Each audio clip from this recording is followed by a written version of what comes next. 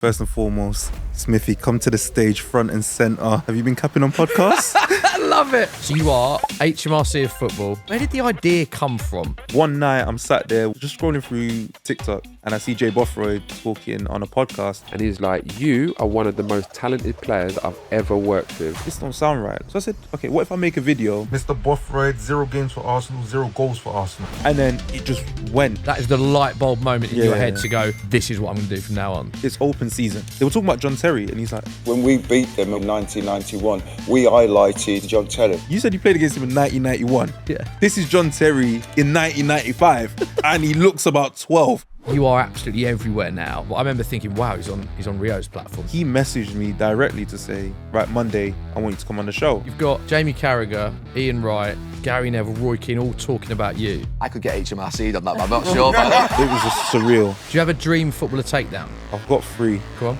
The first one is... Hello, welcome along to another episode of Inside the Industry Unfiltered with myself, Adam Smith. Very pleased to have this viral sensation on the show today. It is the HMRC of Football, Karel Prince. Karel, I'm a bit nervous about this. Have you come with receipts from me? How are you doing, mate? Well, thanks for having me. But first and foremost, Smithy, come to the stage front and centre. Have you been capping on podcasts? I love it. Now, for those that do not know who you are, they must have been living under a rock. Explain a little bit about what you've been doing for those that don't know what you've been doing, because it's been brilliant, mate, what you've been doing. Yeah, essentially it's become a fact-checking system of like ex-pros mainly on podcasts. So they'll go on and tell a story.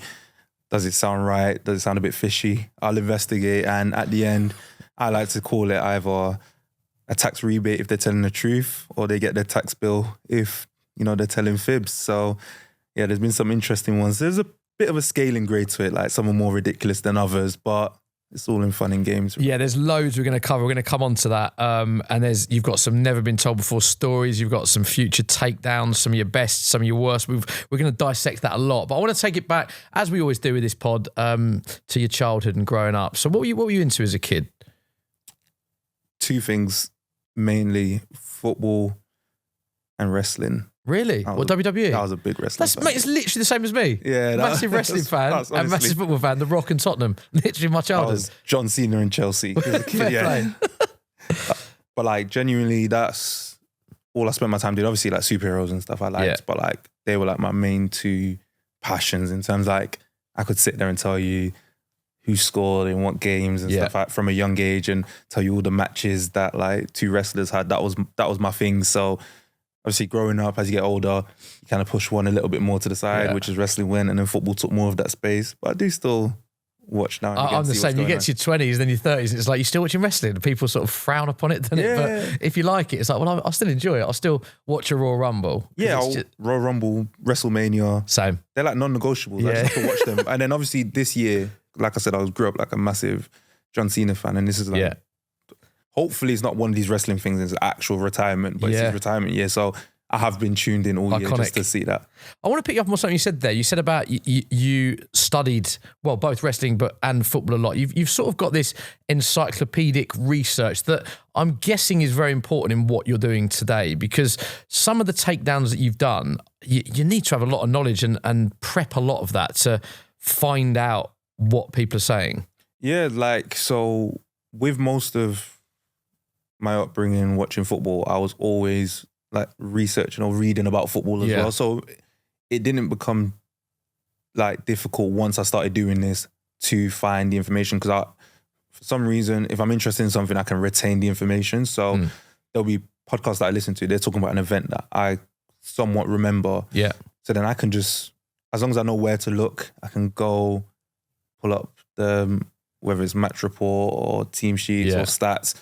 And it's time consuming, but I find it fun. So like, what people don't realize, it's not like I'm going out my way thinking, oh, I need to go make content and do this. I was doing it anyway. It's just luckily one day I decided to make one video and it parlayed into being here today. I think that's a really important message, actually, a big part. And shout out to everyone in the community in the comments section for the love recently. Make sure you subscribe to the channel, by the way, because we do have a new episode every single Thursday at 4. Just thought I'd get that in. But a big part of the community we're building is, I think, a common theme is a lot of the guests that sat in that chair have started just doing something they enjoy and have a passion for, and that's ended up almost like they've fallen into a career from that, be that a YouTuber, be that an influencer. And you're sort of echoing exactly those sentiments, that you didn't start these takedowns thinking, this is going to be my podcast, this is going to be my future. You did it because first and foremost, you enjoyed doing it. Yeah, like, even to go back into my journey as a content creator overall, like I only started making videos at the start of last year, but before that I was a writer.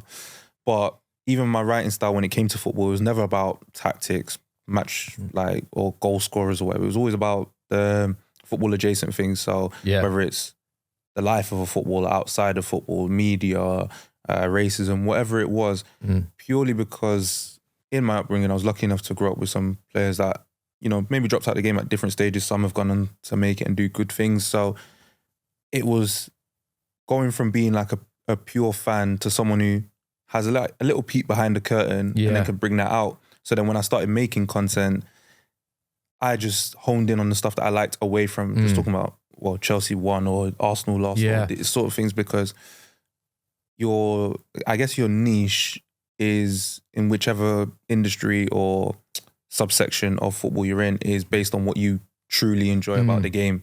And stuff like this is what I enjoy. So for those watching who feel like, oh, how can I break in or find my mold, is like, tap into what you love. And within what you love is that thing that makes you unique, because we all see football from different angles. And do you know what I think as well? You invest a lot more time into something you've got a passion for. So naturally, when you're doing that, you're going to invest more time and energy into that and want it to be a success, which is what I'm doing with this podcast. I've got such a love for it that I'm investing a lot of time and effort into it because I have a real passion for it. You mentioned your upbringing there. How was your upbringing?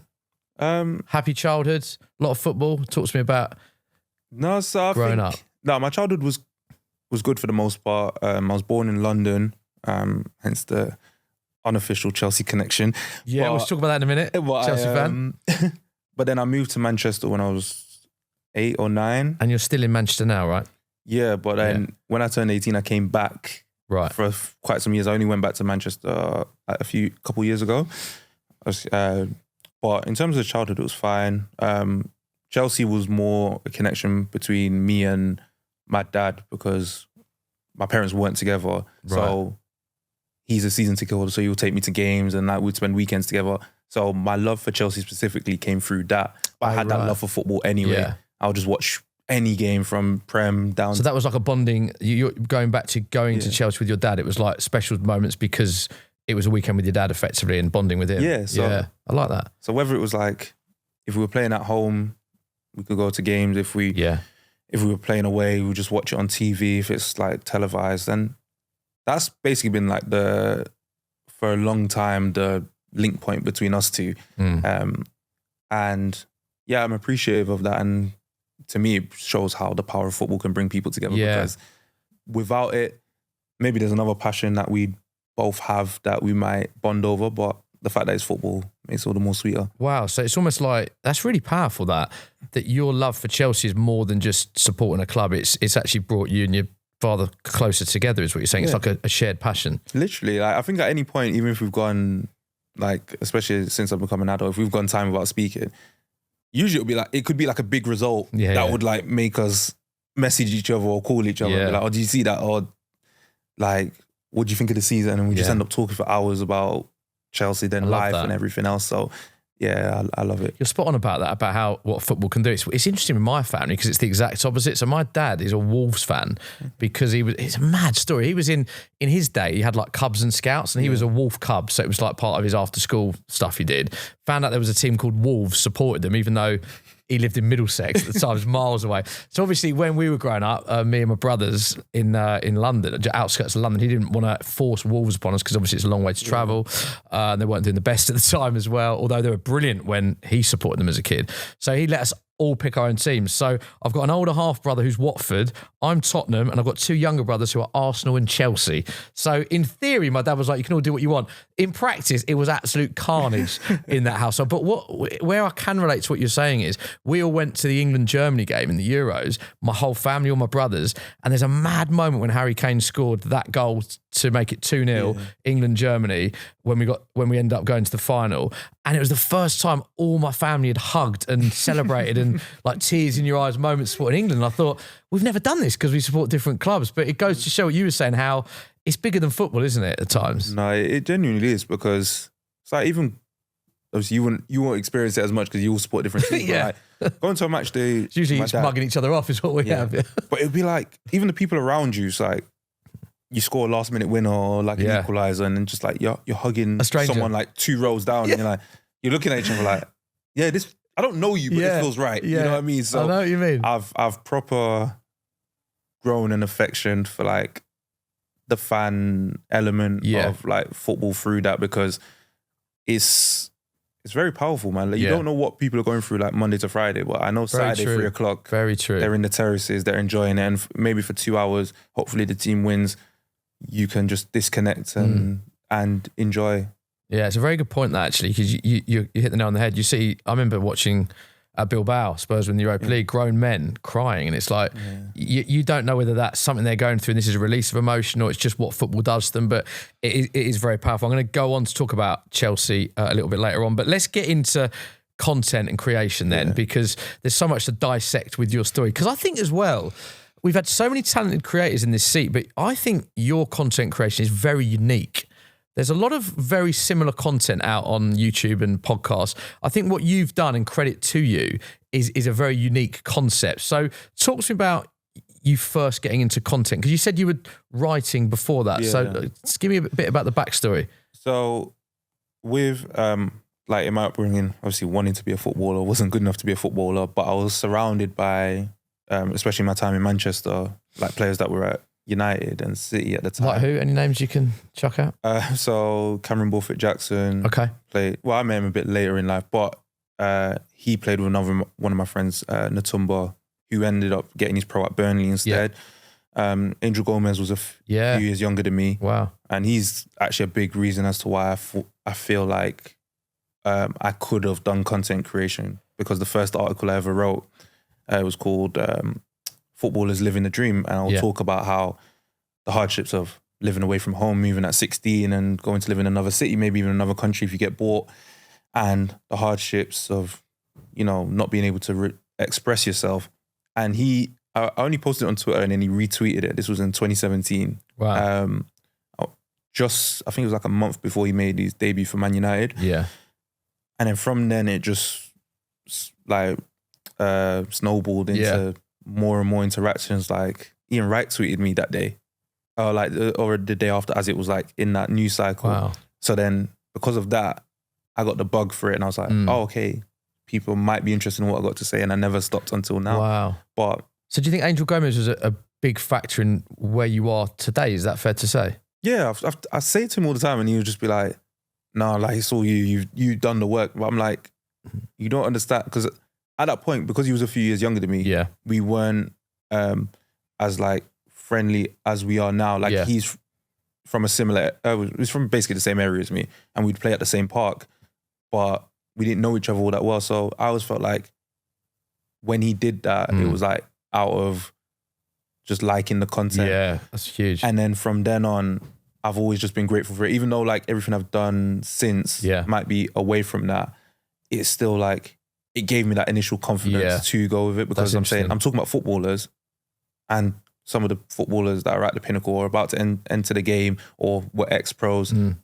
were like, we like this. Yeah. And you kind of set that motion and cycle, because the amount of followers you would have had at the time. It raises the bar for you. And I think everyone needs that stepping stone or that little bit of help from it, because the amount of people, especially now doing content, you can have the best idea, but if building anything from naught, as you've recently found out, as I'm doing with this, as everyone does at the start, you do need that big retweet or that big guest or that helping hand to get there. And it sounds like that was a massive moment for you. No, it was. And going forward, it kind of shaped my content style, which was like football adjacent stuff. But then it was also just, as you know, like working at Sky, you kind of a little bit impartial in the sense where like you have your allegiances, but I'm not going out to bash the players or even though it seems like it with this series now, to be fair, it's a bit ironic, but it's not like I'm not trying to like, I've always had the intention of never tearing anyone down or and stuff like, because you never know down the line, realistically, what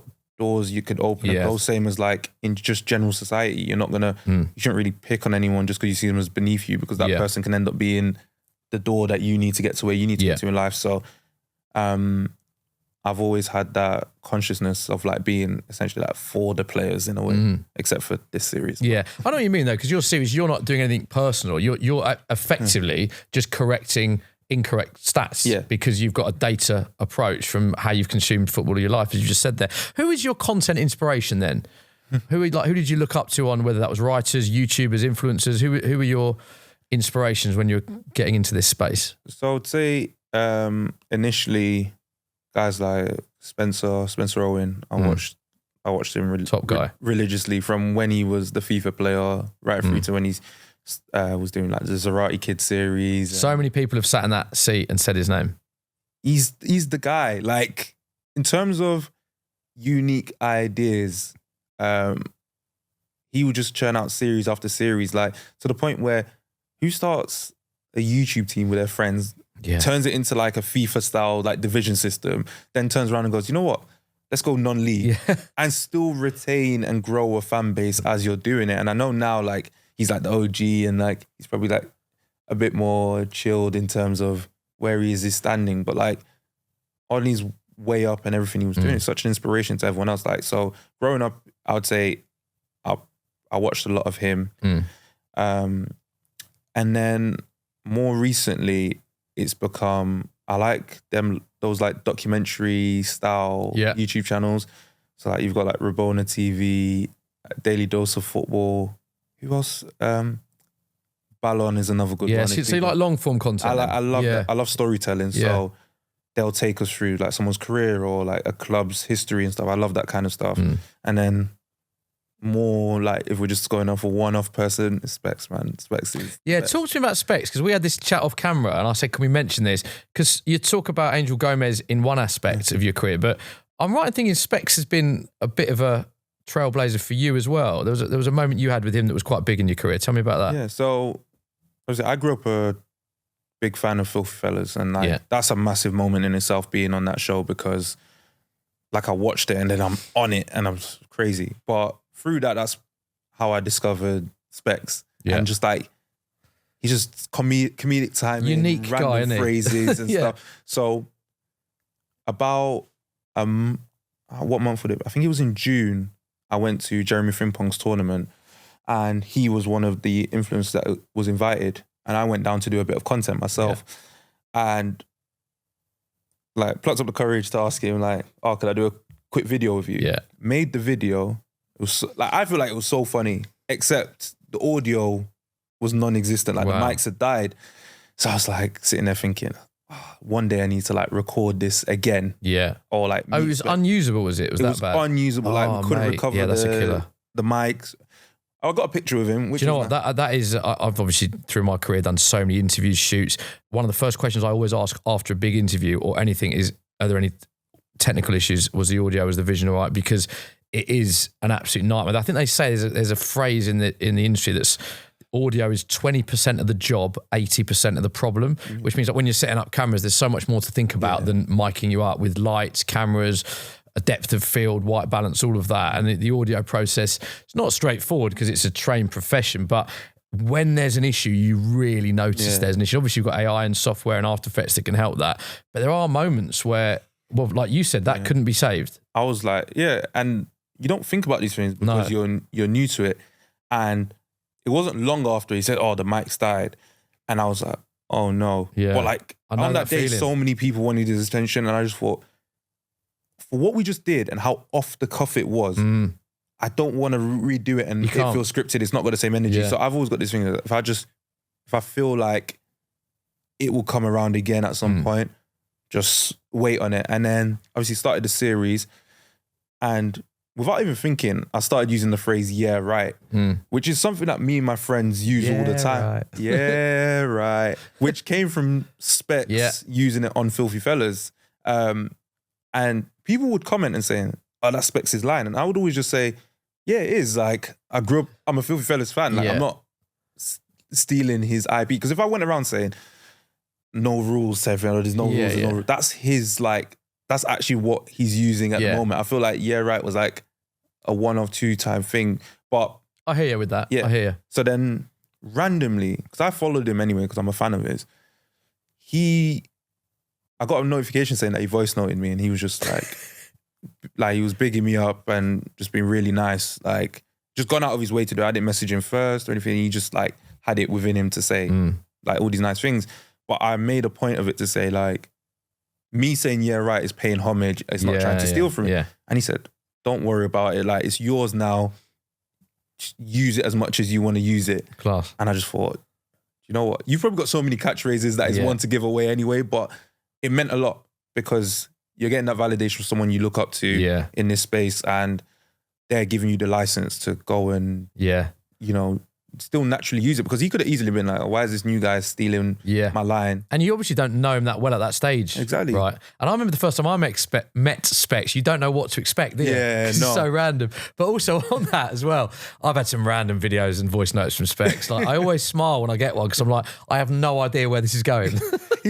And that was the thing. I was like, when I got the notification, I was half worried, half excited, half like confused. I was know like, what you mean. Because it was late as well. So he could say them anything. And to be honest, even if he was like, I know even if he was upset, he would have said something funny within that voice note to make me laugh. But like, it's just like, even meeting him, realizing like it's not a character, it's a person. Like, he's like this. Yeah. And all the time. All the time. Yeah. And it's I like seeing that about people. It's just like, on and off camera, you're the same person. Yeah, I totally agree. Yeah. Do you know what? His episode of this was one of my favourite ones because it went in a direction I didn't know it would go down. He got quite deep actually, and it was really, really, really good guy. I got a lot of time for him. Would you say then, before we move on to the start of HMRC, just finally for this section, is the GOAT of YouTube? Who do you think is you look up to in terms of content and go number one for me? The GOAT of YouTube is It's a big question, isn't it? It's a massive question. What, in football or in general? Just in general. In general, I guess like I don't really watch him a lot. You'd have to say it's Mr. Beast. Yeah. Like, because if you want the blueprint for how hard you have to work and how much resource you pour into it to keep improving, because he's got the number one spot, but he's extending that lead by how much work he's putting in. So I would say on that aspect, I would say them. On like for what I watch, I think it's got to be for fellas. Like, I've watched it for 11 years. Yeah, fair. And I've barely missed an episode in that time. So proper fan. Yeah, fair play. Yeah. I love that. Right, let's get into it then. First video you did, HMRC of Football. Go on. Where did the idea come from? Firstly. It's a bit of a, I always say like, it was a bit of a subconscious thing, because the first ever episode was Jay Bothroyd, but it wasn't, at that point, there wasn't format established. But what had happened was, going into it, the last few videos I'd done, it was a little mini series called like How Stats Can Lie. Yeah, so just for people that don't know, you were doing content, you decided to go down the content route, it's what you wanted to do, before this idea, HMRC of Football, came about.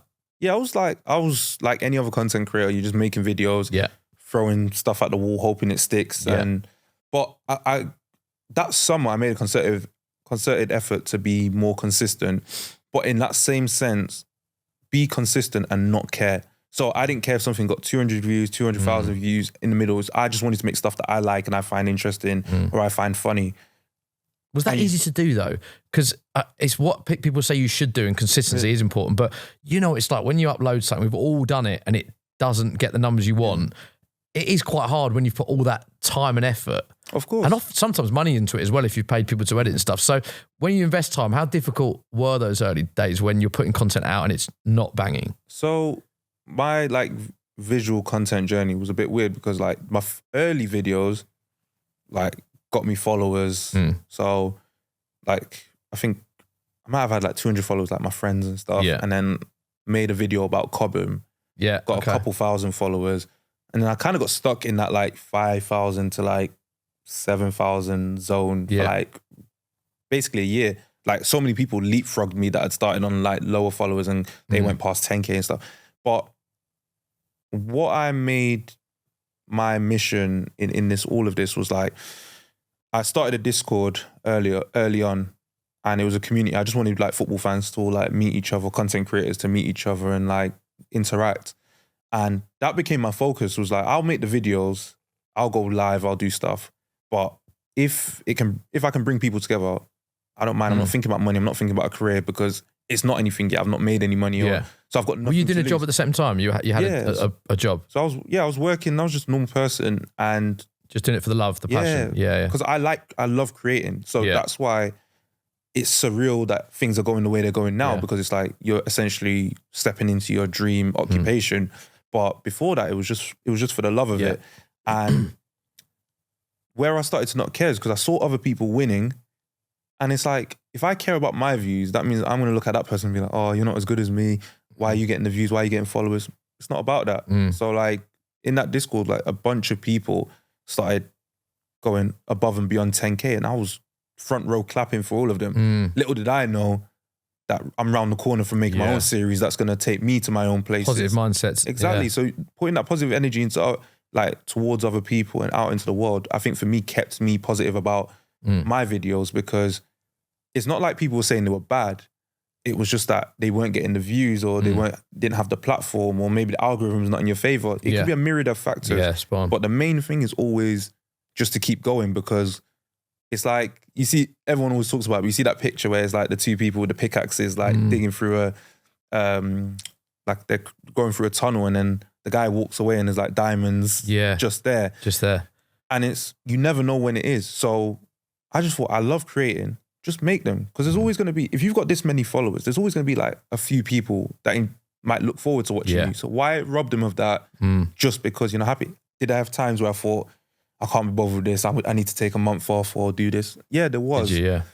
But I think this summer, I started trending in the right direction. I had a few videos that did well, did like stats can lie. So I did a video about Adama Traore being like a top 5 dribbler since 2009. And I said, but if you look at the list of players, he's not like better than anyone else on that list, in my opinion. Then I did the one about when Leon Britton was like the best passer in Europe. Yeah, I remember that, So I went through that, and then one night I'm sat there just scrolling through TikTok, and I see Jay Bothroyd talking on a podcast. So this is where it all started. This is where HMRC of Football all started, from one Jay Bothroyd interview. Yeah. Because I was like, but in that moment, I'm like, oh, it doesn't feel right. Yeah. I can't say he's lying or not, or whatever, because I'm not in those rooms. A lot of it was like backroom conversations. Yeah. I'm like, but this don't sound right. Like, I don't believe Arsene Wenger thinks you're the most talented player he's ever worked with, or young player he's ever worked with. I personally don't believe that. But when I clicked on the page, there was like 7 clips. And I just said, okay, I'm watching, I'm saying, I don't know. Like, I'm doing what I usually do. I'm listening to the clip. You're just intrigued at this point. Yeah, basically. I'm Googling. I'm like, to me, a lot of this isn't adding up. So I said, okay, what if I make a video? Right. And I say, well, he said this, but this seems to be like the context at the time. Yeah. Like, for example, I think in one of the clips he says, when he was a youth player, he felt like he was better than Anelka. But I was like, but Anelka was Young Player of the Year, Champions League winner by the time you made your professional debut. So I'm like, that doesn't add up to me. Did that, and then it just banged. It went straight away. I think it became... It's either that or the Adama Traore. One of them became like my first like million view video on TikTok. So that was the moment that it's sort of the Jay, by the way, I'm mates with Jay Bothroyd. I know him well, so I've a lot of love for Jay. So, no, Jay, he's a top guy that I've met him, I'll be honest. I've got a lot of love for Jay. So, but it's fair to say that is the moment that is the light bulb moment in your head to go, this is what I'm going to do from now on. And the way like my mind works is, as soon as I saw that going, I had other people. You need another one, But I knew who I'd go for next. But what I consciously went for because one person that people would say like, actually no, I'll save that bit for later, because I'm sure you might ask me who I'd want to get. But I will. There's a certain footballer that people would attribute lying on podcasts to. English player, retired, does a lot of media now.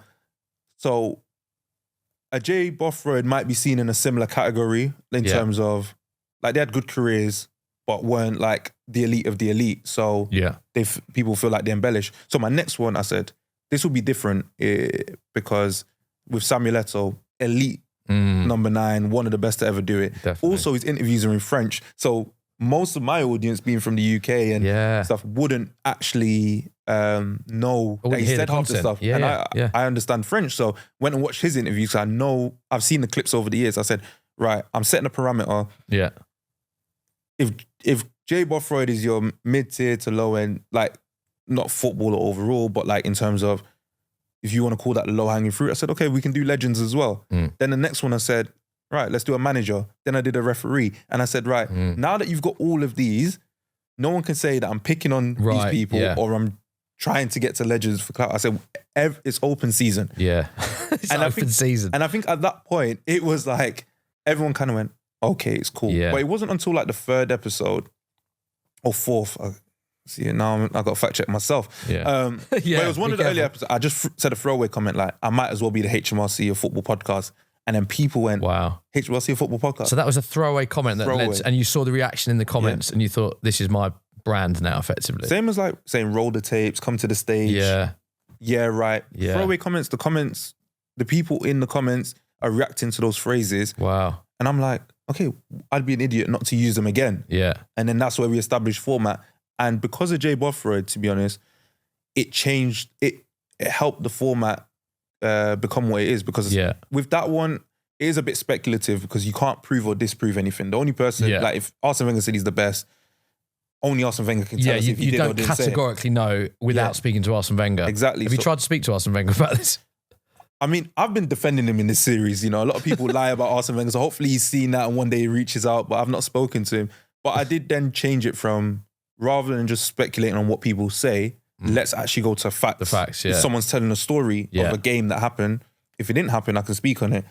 If it's a conversation that happened in the tunnel or behind the scenes and there's no report or anything of it, who am I to say that it never happened? Yeah, that's where I think, as a fan of your content, it's at its strongest, actually, is when, like the Carlton Palmer one, for instance, where, like, tell us what's so good about that is you are fact-checking something that you can, like your point about Jay Bothroyd, we do not know what was said because you have to speak to Arsene Wenger, but when you can, well, go on, give us the story of Carlton Palmer, you literally can prove that it's wrong, can't you? Because of how old John Terry was. So Carlton Palmer went on, he was doing some media for, he was on a podcast, for a match. I think he might be doing punditry. Yeah, it was ever podcast punditry, one of those things. And he was like, they were talking about John Terry, and he's like, I don't rate John Terry. He said, because he was at Sheffield Wednesday at the time, he was like, we went on to win the Rumbelow Cup. We played Chelsea, and John Terry, we played against John Terry, and I didn't rate him.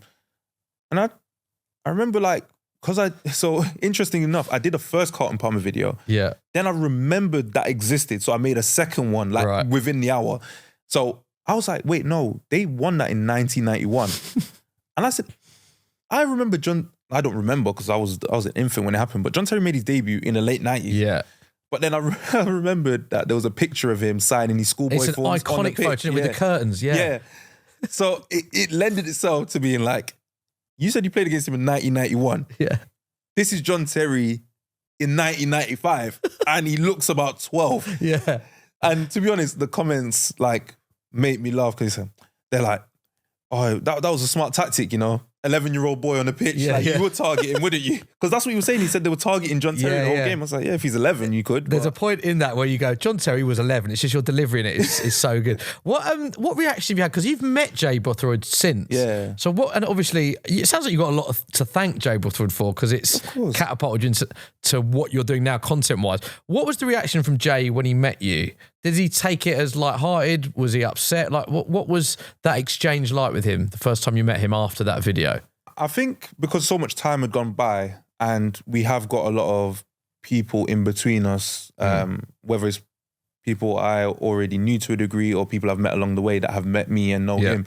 So it became a thing where he's probably had people speak to him saying, do you know what, he doesn't mean anything by it. It's all lighthearted. Like if you see the rest of his content is cool. So it'd been about, I think I made that video on the 9th of September or thereabouts. And obviously I met him on Monday. What date would that have been? Like the 20th, end of late October. So it's been a lot of time to digest it. What you're saying. Yeah. So when we spoke, I think initially he wanted to get his point across. And I was like, yeah, I've openly said to people, like, if you were upset about your video, absolutely, I get it because it's before I really established the rules of what HMRC would be. That's what you were saying. Yeah, I said that it's before I established rules.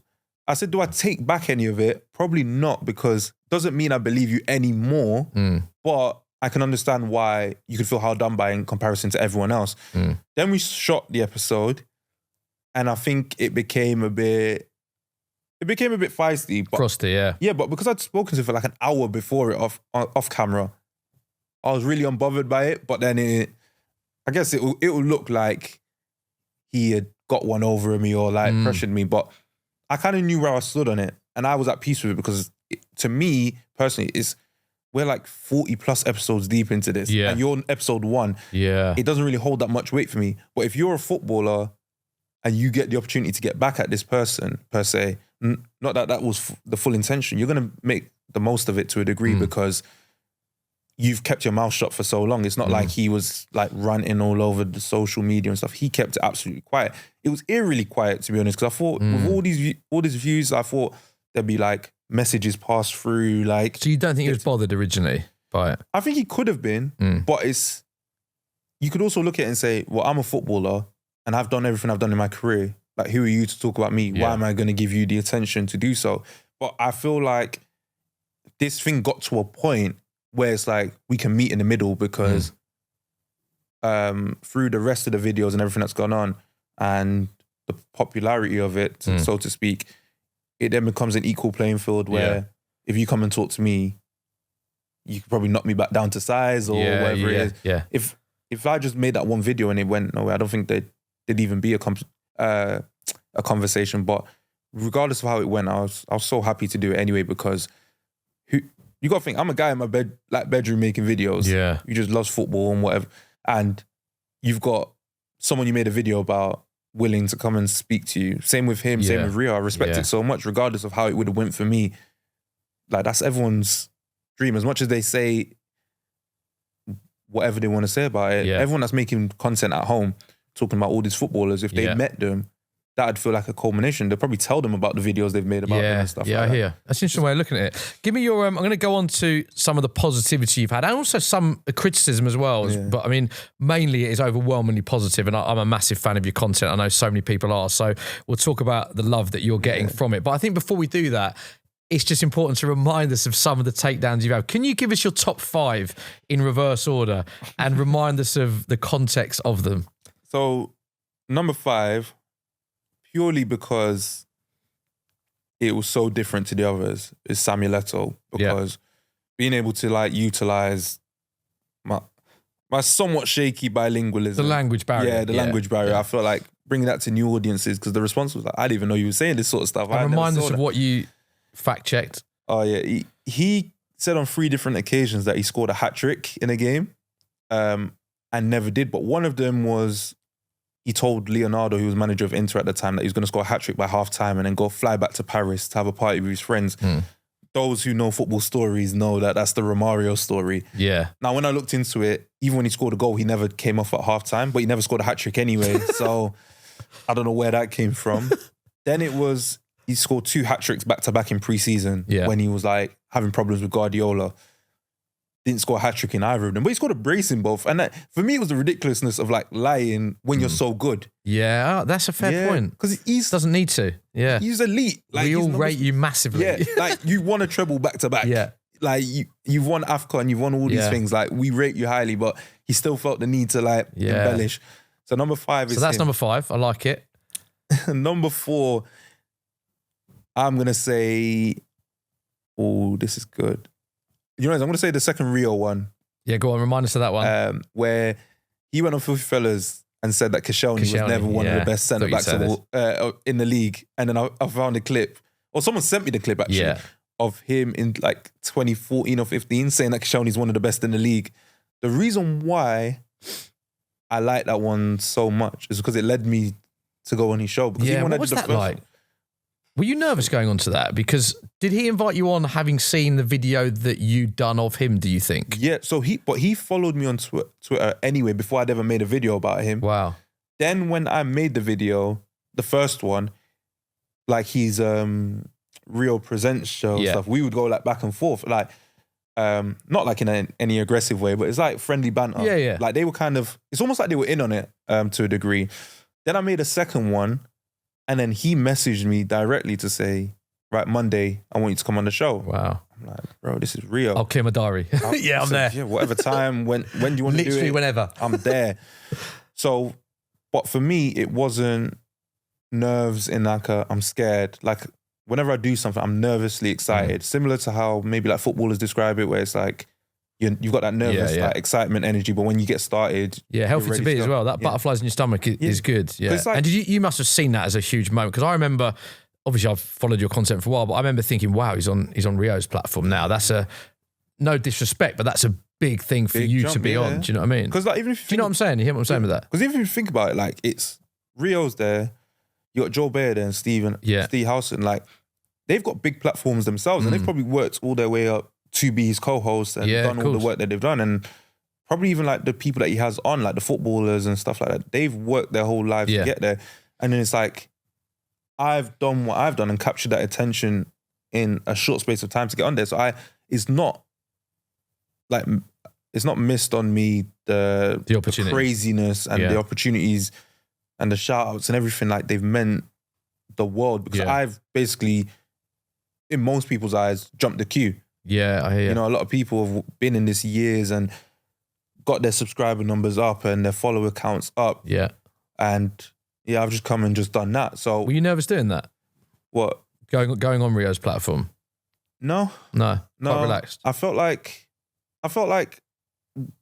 with what I do and the way I approach it, because it's fact-based for the most part, other than Jay Bothroyd, to be fair, there's not really anything you can get at me about. The main thing anyone would ever say back to me as a pushback is, well, footballers can forget things. Like true, but if you're going around podcasts telling stories 10 times, like at some point, you're not going to like check if it actually happened, or is nobody along the way going to pull you on it?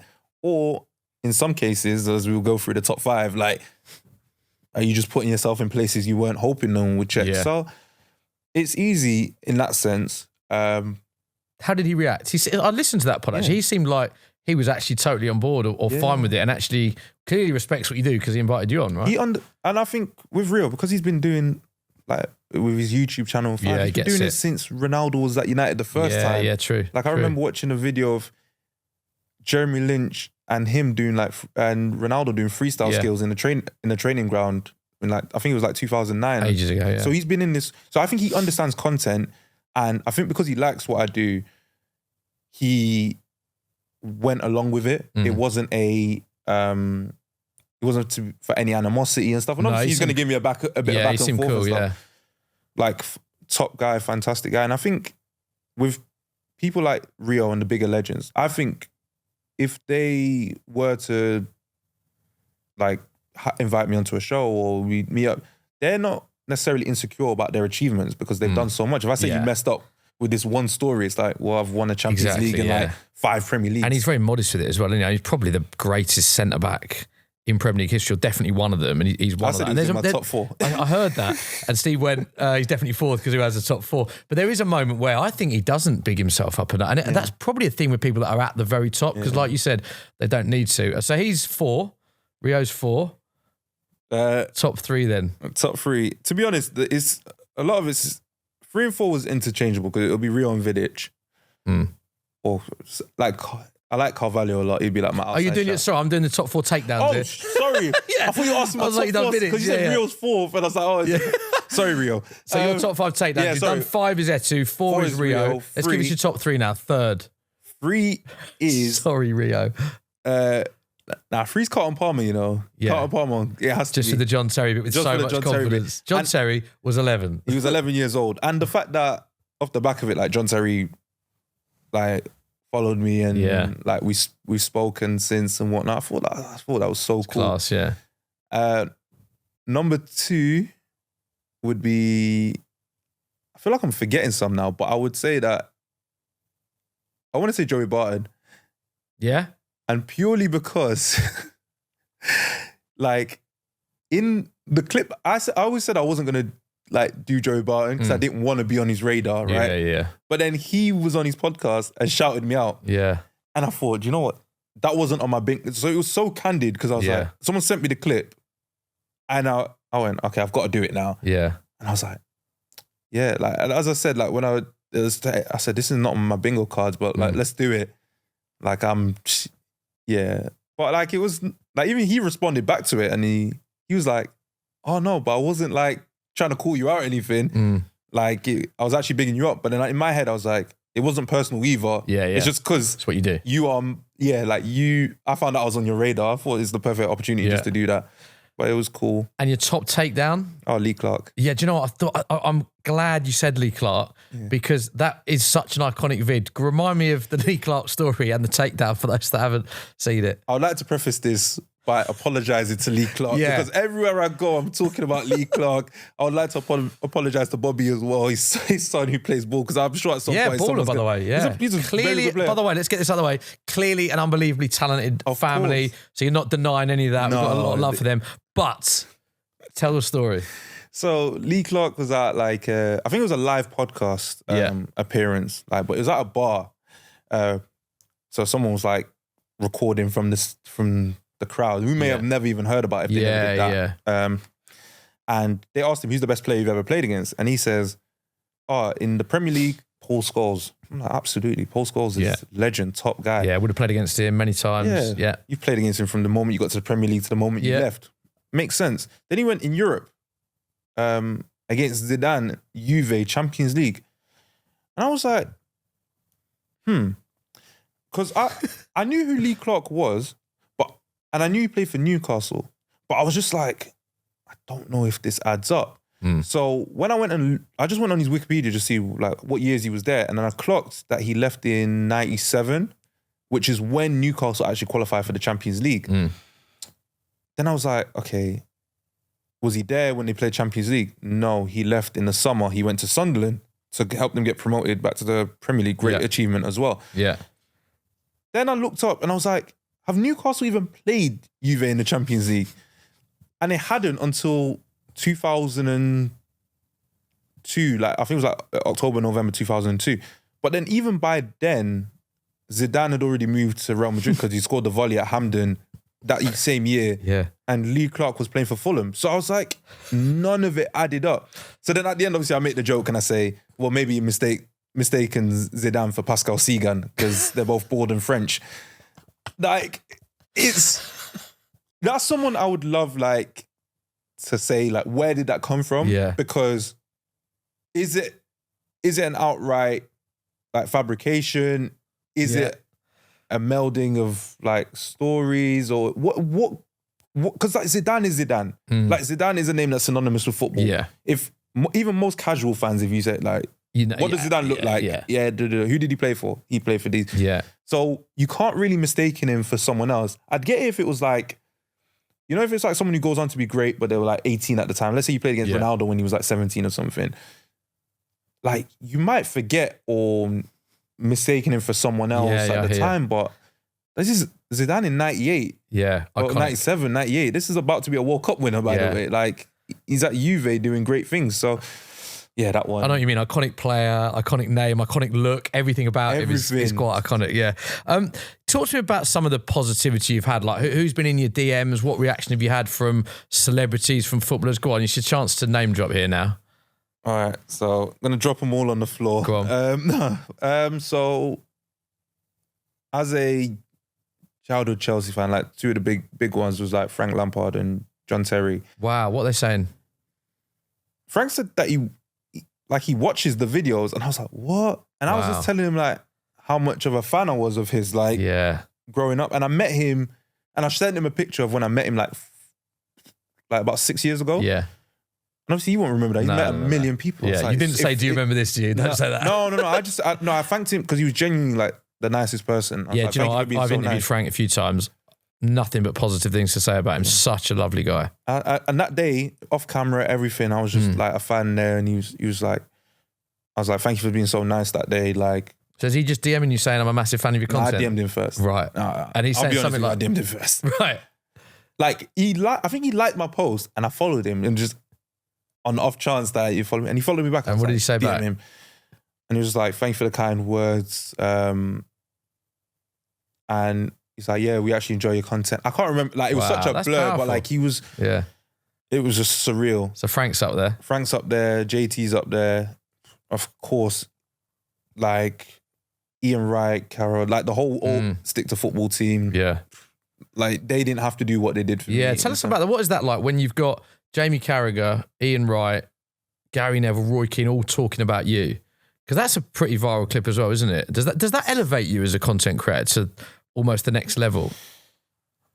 I mean, in terms of what it did for me, numbers wise, I'd say from when because I posted the clip and everyone involved was kind enough to like collaborate on Instagram, and I probably gained about 20,000 followers. Wow, in the from next, one like, collaboration? in the next like 36 hours or something. Wow. Like my phone was 20,000? Yeah, I think I was on 40k when it dropped. Wow. And I went up to 60 like after it subsided. Initial buzz, yeah. But it was surreal because I was on my way to London like in the morning, and I just kept getting messages like they mentioned you on the, well, everyone just calls it the overlap, innit? But Stick to Football. Stick to Football, yeah. Like, they mentioned you on Stick to Football. They mentioned, and I was thinking, because I had been mentioned before, I thought it'd be like, oh, someone said, oh, watch out, like HMRC. I didn't realize. In fact, no, sorry, tell a lie. The night before, or the day before, Ian Wright followed me, and he was telling me about, because I also met him years ago, and I said he was so nice. He spent loads of time with, and he was saying, oh yeah, I was speaking to Karel about you. I was like, oh, okay, yeah, cool. Like offset, like you've been watching these videos. The next morning, when everyone's messaging me saying you've been mentioned on Overlap, I was thinking, oh, like it was probably passing comment. I didn't realize it was basically a segment talking about you. like going in depth, saying how much they like it, how funny it is and stuff. I was like, genuinely couldn't tell you what I did for like the next few hours that day, because I was just like, just on a high. what's going on? Yeah.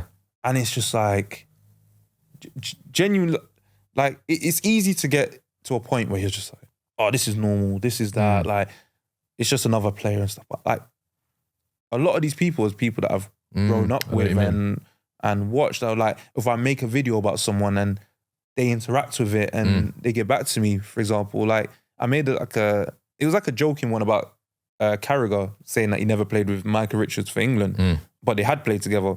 Did that, and like that same, within like 12 hours of it dropping, both Carragher and Michael Richards are following me, and I'm just like, bro, like this isn't normal. Because you can get views, you can get numbers, but having like that validation world, essentially co-sign what you're doing, and champion you to, I couldn't.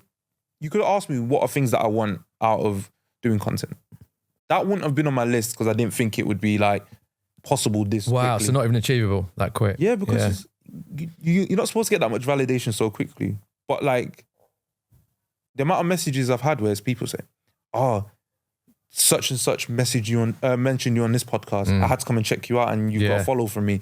And I'm like, they don't realize what they're doing for me. To them, it's a passing comment. To them, it's like just saying what they're saying. But to me, it's your brand, your integrity and everything. Yeah. Yeah, but it's also coming from people that I, from a distance, respect for what they've achieved and what they've done in life. Like I can never... It's deep, that. Yeah, I can never be overly thankful for it. Because there's not enough gratitude that I've got for that's nice to hear that. So they're the ones that we've sort of seen play out. That's certainly that one. Any other celebs that have been in your DMs or fans of you that we wouldn't know about? Ooh. No, I don't think so. Just mainly the football community. It's mainly the football. Oh, but even it's gone past football. Like, for example, Stuart Broad and Josh Butler were talking about me on their cricket podcast. And I'm like, you lot are cricketers, I think I did see that, actually. Yeah, I posted it on my story. Yeah, I think I did see that. And I was just like, and I'm not like a massive cricket fan. Yeah, I love they're the cricket. so good at their sport that like I know who they are. Yeah. And I've seen them before. And then it was only then I realised that Stuart Broad followed me. So I actually, I was like, he's a legend, you know. Does that make you think like this can actually extend outside of football? If they're talking about it on a cricket podcast, do you think, hang on a minute, there's an audience outside of football I could explore? Like, could you do it with celebrities, for instance? Definitely. Have you thought about that? I have, but I'm so true and honest to myself and what I started that I feel like I would, even if the ship might have sailed by then, like I will only move away from football when I feel like I've done all the ones in football I want to do, because that's my passion. That's where it lies. And I love a lot of sports and I love movies and stuff, and I could cover all these people, but I feel like I started a mission with football. Let me finish that first and we'll look at everything else. Fair. So that's some of the love you've had, and it has been amazing seeing the love that you've got. And as I said, so many of us are big fans. Have you ever had the other side of it? People that have been really angry or reacted negatively, a player, to one of your videos. Talk to me about the other side of what you do. I only had one instance, and that was Carlton Cole, but that was very early on, and he wasn't happy with it. But we knew of a few mutual people. So, what was you not happy about? That he was claiming what you said wasn't right, or he wasn't happy about? I think he felt like I was picking on him, right? Okay, because I picked apart his story. Yeah. And obviously because he saw it online and someone showed it to him, I think he elicited an angry response from him. Whereas like once I've put it out, I don't really have any emotional attachment to the video or the comments that come from it. But where we had mutual people, I just arranged. I said like, look, we can talk about it. Like, let's have a chat. Yeah. And we got on the phone. We spoke for like a good hour. Wow. Like initially he was upset with me. Then I explained what I was doing, and I told him, I said, like, watch everything else that I've, like, all the other ones I've done. Like, I'm not picking on you, singling out. It's literally just based on that story. Yeah. It's not to disparage or defame you or anything like that. And by the end, like, we were cool, like, and we had a good understanding of each other. And I think that was probably could have been like the tripping up point early on, where it was like, people don't get it, so they don't know how to feel about it. Whereas now it's like, I don't really get that treatment from the people involved. Because they know, does it help now? I suppose they know what your brand is. So for instance, if you were doing me, I don't know why I said that, but if you were picking me apart, I don't want that. But I'm sure there's probably something I've said of an interview I've done that, I don't know. We all say things, it's very hard to remember everything in detail. But I'd know what's coming because I know your brand, whereas I think at the start, maybe for Jay and Carlton's case, maybe they didn't know what this was and it was just an attack, mate. I don't know. Does that make sense? Because it's like, if you think about it, there's a lot of high-profile footballers and people of that nature, but they've all got friends who are just normal people. Yeah. So those normal people are maybe more tapped into social media and might come across that clip. And if you see someone talking about your friend online, what do? You go, you send it to them. Oh, look what this person said about you. Then they get upset. But now, not to say that I'm like anything different, but I think now where there's a more established name around it, and they'll be like, oh, the HMRC guy got you. Yeah. They'll be like, oh, what did I do? Yeah. Because they know it won't be like someone just trying to come after them. Because that's like one of the rules I always say is like, there'll never be anything personal about their off the pitch lives and controversies and stuff like that. It's not about that. It's about on the pitch, things that have happened. Yeah. Whether it happened or didn't happen. So you never have any regrets, any guilt, anything like that once you're uploading? Do you ever get a video and you think, oh, shouldn't I do this? That never enters your mind. If I think that, then I already feel like I'm doing something wrong. Yeah. Like if you're second guessing it beforehand, then you probably shouldn't put it out because you feel like you're doing something a bit risky, a bit wrong. Like the one, like there's ones that I know will get a mixed reaction. Like if I make anything about a United player, because I've done a few on the United legends, and I do make it a running joke, like what's going on at Old Trafford, or all these guys who play for Fergie, why are you all on podcasts, like getting things wrong? But I know like there'll be like people who want to defend their clubs, defend their legends and stuff, but like that sort of stuff doesn't bother me because it's tribalism in football. We understand that. Yeah. But I never feel like I shouldn't do it or... Do you have a dream footballer takedown? Is there like a name that you'd love to... For content? I've got 3. Yeah, go on. The first one is Roy Keane. Not because I've got anything against him. Just because he's a legend, right? He's a legend. Yeah. And I feel like he's such a straight shooter that if I got him, it's like, it's the golden cow. Are there plans for that takedown to happen? We'll have to see. Ooh. We'll have to see. But these, I'll be honest, the Stick to Football boys, they're ironclad, you know, they're very, because a lot of them play themselves down. You know, they don't really pick themselves up, so it's hard to catch them. It goes back to the point I was saying about people that have played at the highest level and are the biggest. They often do talk themselves down. Like, So Keno's one. Keno's You said one. you had 3. Gary's the other. Gary Neville. Because Gary said to me that I'd never get him. He said it to me personally. Right, so does that ignite a fire in your belly then? I need to get him. Does it? I need to, because he's like Keane, where both of them are probably like one of the best in their position to ever play in the Premier League, but they don't speak like it. You know what I mean? You would never think it. And I'm someone who grew up at the tail end of both of their careers. Yeah. So like with Roy Keane, I always thought he was just an angry guy that went around kicking people. Then I watched him play and I was like, oh, he's actually a player. That Champions League run, yeah, unbelievable. But outside of those two, the golden goose, the real golden goose, and that's who I was alluding to earlier, the most requested and need to get him good and proper, it's Troy Deeney. He has to be done. Troy Deeney? Yeah. Because I've seen him talk about you. So why is Troy your number one takedown? Because in most people's eyes, he's the one that is actually, let's say, the face of doing stuff like that. Yeah. Where like he'll come out and say like, oh, he's better than, like, he's not better than Harry Kane, but Harry Kane can't do things that he can do. Yeah, okay. Or like he got them to take the speed bump out at Watford. Yeah. And it's like, I could just make a Troy Deeney video and use some of his quotes and push it against it, but it would be no different to the Jay Bothroyd one. Right. I need him to say something that didn't happen. Factually wrong. And once I get that one, it's going to be good. The people might have to wait for it. You said once, so this is going to happen by the sound of the way you're talking. There's no way. I don't care if I've stopped doing the series like full time. If I have to go back and do a special edition just to make sure that he's there, it's fair. Because when he went on TalkSport and they brought it up to him, and he said, with Sam Matterface, sorry. Yeah, he said, fact check me. I'm clear. Wow. So I'm going. And that again, that ignites a fire in your belly, doesn't it? Troy, watch out. And he's coming for you. He's coming for you. And I feel like a lot of people are doing it where it's like, it's not that they're calling me out to get at me, but I think everyone wants to kind of see if I can get them, because it's like, it's now become like a little Tom and Jerry cat and mouse game. Yeah, I know what you mean, yeah. Oh, yeah, HMRC's getting all these guys. What can you get me? When you talk about this process of you wanting to get the likes of Troy Deeney, how long is your process then?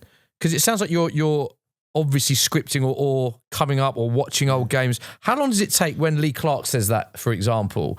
Do you have to go back and watch games? Do you have to script it? I mean, what is the process like of finding a clip to executing that video? The only time I've watched full games was for Gary Taylor-Fletcher. I watched both Blackpool versus Man United games in the 10-11 season, because he said that he tore apart Vidic. And I just thought, let me be thorough about this and make sure. So you watched both 90-minute games in their entirety? Mm-hmm. And what was your conclusion? He didn't do it. Okay. He didn't do it. But for a normal video, I'm saying, what is the process from start to finish? So if we, sorry Lee, but if we use Lee Clark, for example, it's like, my mind works differently depending on which way it goes. So if it's like someone was at a certain place at a certain time, I can just go to like their Wikipedia, check their history, dates and stuff, go on other sites that reference like where players were or games they've played in, and then go from there. If it's like someone scored a hat-trick in a game, pull up team sheets, match reports, then I'll look at like, because I always like to be thorough and say, okay, just to make sure, if say for example it was like Arsenal versus Lincoln, there's only so many times that they played each other because of the leagues they're in. So I'll be like, it has to be this fixture. It can't be this one because this person was out of the club. It can't be this one because it's too recent. And then we take it from there. So I would say on average, research maybe like 30 minutes. Right. Okay. It can be. Yeah. But like what I like to do, I do research, but I don't make the video straight away usually. So I'll like, because then I want to be ready to go. So I'll get my pictures, my clips, my research. Yeah. And then a little bit later on, I'll record it all in one. Yeah. And in terms of the recording process, so in terms of presenting, the editing, the uploading, the producing, scripting, all of that, you don't have a team. It is just you. Just me. And you self-taught yourself. You haven't had any experience in that prior. No. Wow. I just learned, because I was making videos before HMRC, I learned how to use like TikTok and whatnot to make the videos. And then I would just experiment. Like I've never been scared to experiment. So like if people go and watch my old videos till now, different formats, different styles, different ways. And I like to experiment until something feels right and feels natural. So the format I landed on with HMRC is just one that feels like authentic. It feels proper. It feels good. And then that's why my recording time is really short, but my research time is pretty long because I like to get everything together. But once I turn that camera on, ready to go. Ready to go. And what are the biggest challenges? So obviously you're putting stuff out there on social media. People comment about everything nowadays, the content, what you look like, what you sound like, if they like it. What is the biggest challenge you've found in doing what you're doing? I think essentially blocking out the noise because... The hate as well you're talking about. Yeah, I think it's hate and it's also from inside as well. So with the hate side of it, it doesn't, like, genuinely doesn't bother me. Right. Because at the end of the day, and I said this in my comment section about the Joe Barton one, because they said, oh, just admit you don't like him. And I said, I don't have parasocial relationships with people. If I don't know you in real life, I can't be bothered by you because I don't know who you are. Right. If you're hid behind like a footballer's picture or like you've got no face, or even if you do and I don't know you from anywhere, you don't really bother me. I like constructive criticism. Yeah. If someone says, oh, I don't really like this video because it strayed away from what you usually do. Right, For this you take that as construction. Yeah. If someone says, oh, like, give it up, like, you fell off now, or you're this, what does that mean to me? Because, like, I have no intention of, like, replying to hate with hate. That's not my style or my persona. In terms of internally, I think because everything happens so quickly and it's just been like a quicker uptick than normally with content creators, there's just a lot of people in and around that have a bunch of ideas or a bunch of suggestions as to what I should do next or what I should do. And it's like, for me, it's, without sounding bad or like ungrateful, because I'll hear everyone out, but I've always had the mentality, like, I got myself here. Like, I came up with my idea. I've formulated my content style, and put everything together by myself. Yeah.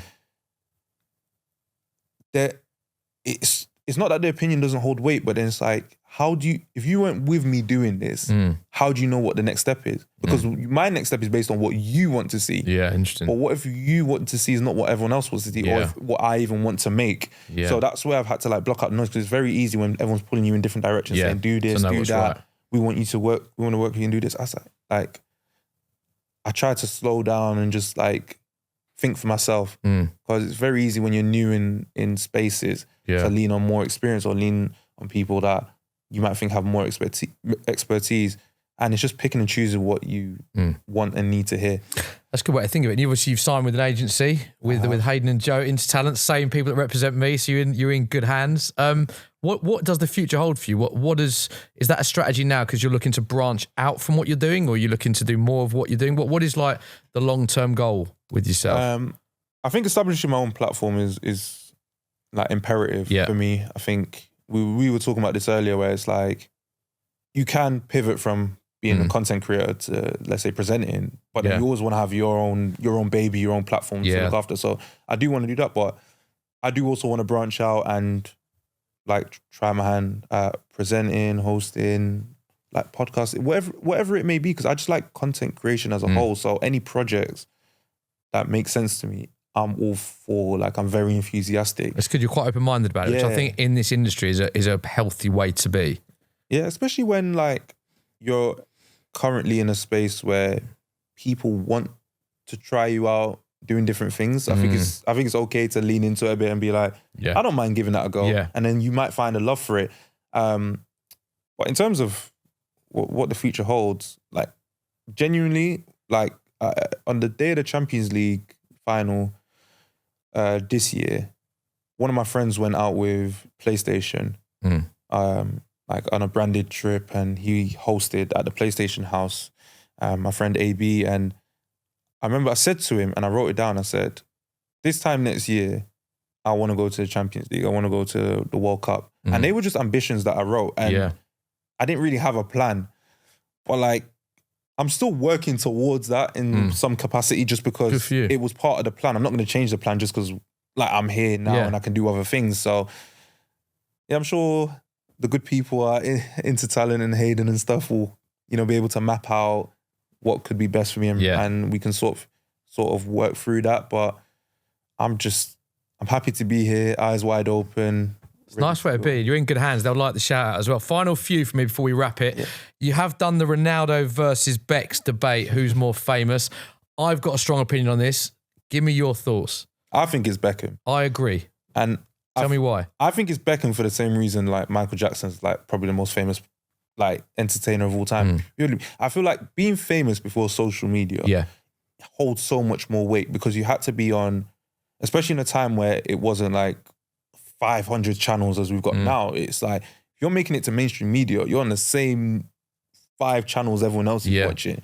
You're in the newspapers, which was like the biggest thing. Yeah. And he was front page, back page for his football and for his like lifestyle, his relationship and lifestyle and fashion and all this.